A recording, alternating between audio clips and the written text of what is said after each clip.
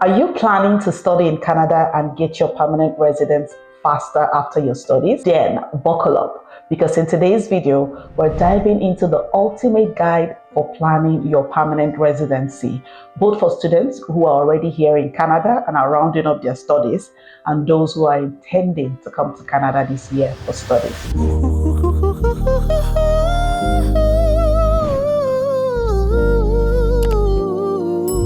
Guys, it's important to plan your permanent residency from the beginning of your study process. The decisions you make at the start of your study process will determine the results you will get at the end of your studies. A lot of students come to Canada and are stranded after studies because they did not research properly or make informed decisions when it came to picking their course of study or the choice of province where they studied, okay?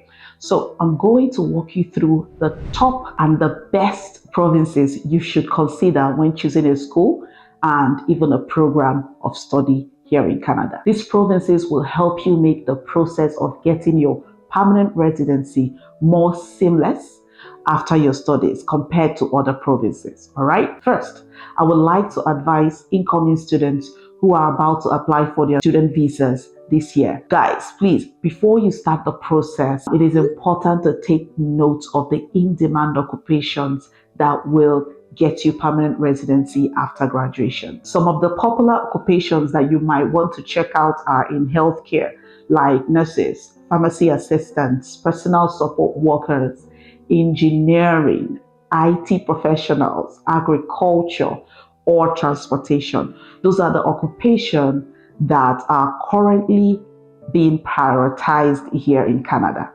Also, I made a video on the top 5 in-demand jobs here in Canada and the provinces where the jobs are very high in demand.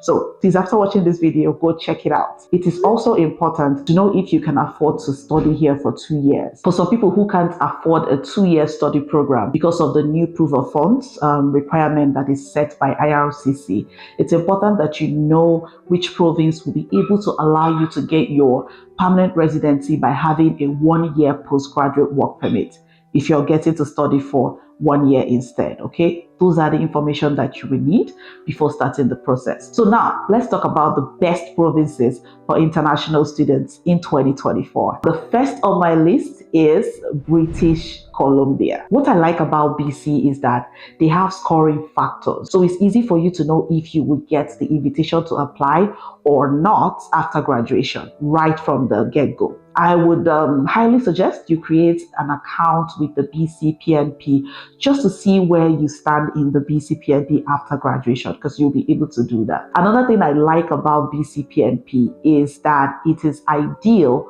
for mature students. All right. If you notice in their scoring factors, they do not have the age factor in there, meaning that you can study in this province no matter your age and you still get your PR. Another thing to take note of is that if you're going to study outside the Metro Vancouver, you would have better chances of getting that invitation to apply for your permanent residency. The next province is Alberta. You guys know I am an Alberta baby.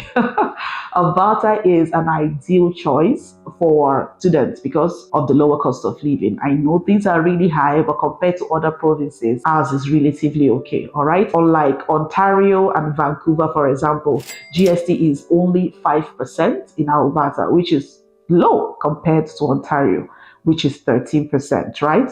And the rent prices in Alberta are still low compared to Vancouver and Toronto. So when it comes to permanent residency, the only thing that I might be a little concerned about in Alberta is that it is not easy to understand compared to the BC PNP because of the scoring factors, which of course we don't have in Alberta. All right. With Alberta, you must at least make sure that you meet the 300 points in express entry. Also, your age is considered in their total scoring system. For instance, if you are 48 years old or 45, it will give you 0 under the age category, which might affect your overall score. In that case, you might need to gain 1 year of Canadian work experience so that you get, invited for the permanent residency. You can use that to augment your scores, all right? It is also important to take note that when it comes to Alberta Opportunity Stream, you must make sure that you take a 2-year diploma or postgraduate certificate so that you can be eligible for the Alberta Opportunity Stream. For the Alberta Opportunity Stream, you need to have at least 6 months of work experience inside Canada, okay, to qualify for that stream.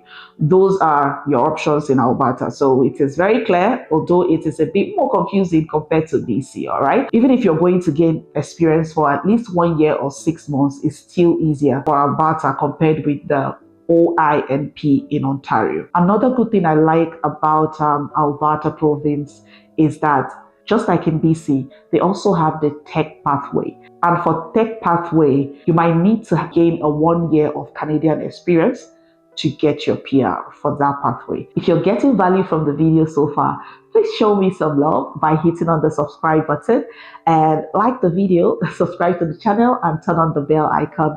Also share the video to people around you, all right? It goes a long way in helping the channel grow. Thank you. Some people might be asking these questions. Zini, what if my program is just 1 year and I only have 1 year of postgraduate work, or my occupation is not part of the category-based selection in the express entry, or it's not really in the tech pathway? That is where the next provinces that I'm going to be mentioning comes in. They are the province of Saskatchewan, Manitoba, and the Atlantic provinces. These provinces have easier PR pathways for you. I have heard of students who got their invitation to apply in these provinces just working at the restaurant, meaning that you can still apply for permanent residency even if it's a low-skilled job. If you're willing to move to these provinces, especially the Atlantic Canada, your chances are very high. And if you are worried about the Atlantic Canada, like the cold weather and all, see guys, in every province in Canada, there are pros and cons, okay? So you really need to weigh which one that you want to prioritize and which one that you're willing to sacrifice, okay? So to be honest, guys, it's cold everywhere. The gravity might be different, but it's cold everywhere, trust me. So consider all the options before making your decision, okay? Now, here are some quick tips that would help when applying for permanent residency after studies. Number 1, get all your documents ready. The main reasons why some students can get their invitation to apply or get their PR within a year from the moment they arrive Canada is because they have completed documents for permanent residency. They have it all planned out, they are ready. And they are aware of which pathway they are going to take right from the beginning. So that's the number 1 thing to have in place, okay? Number 2 tip is practice for your IELTS or the CELPE in Canada. So while you're studying, just practice for your IELTS. I know that we have videos telling you you can immigrate to Canada without IELTS. It's true, but it's only for the first stage of the process, which is landing Canada and studying. After that, when you're ready for your PR, you will still go through the necessary steps required for PR, all right, which includes writing that test. So prepare for your English exam because that one is a big factor, guys. It's a very big factor. If you know that you are not good in English or might not do well in IELTS, then consider Saskatchewan, Manitoba, and the Atlantic. They have one of the lowest band scores that is required when it comes to permanent residency. But if you feel like, oh, I will be able to get a high score in IELTS, then consider Ontario, Alberta, and the British Columbia, okay?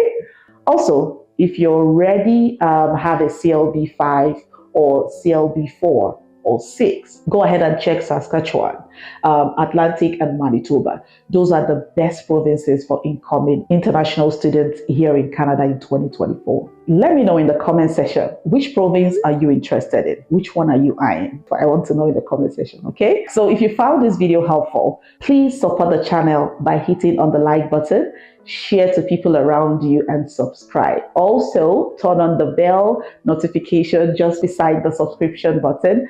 And yeah, turn it on so that you get notified whenever we upload a new video. Please go ahead and click this video where I broke down 5 in-demand jobs here in Canada and the provinces where the jobs are high in demand, and come back and thank me, okay? It will give you a clearer picture that would help you make that informed decision. Thanks for watching. Bye.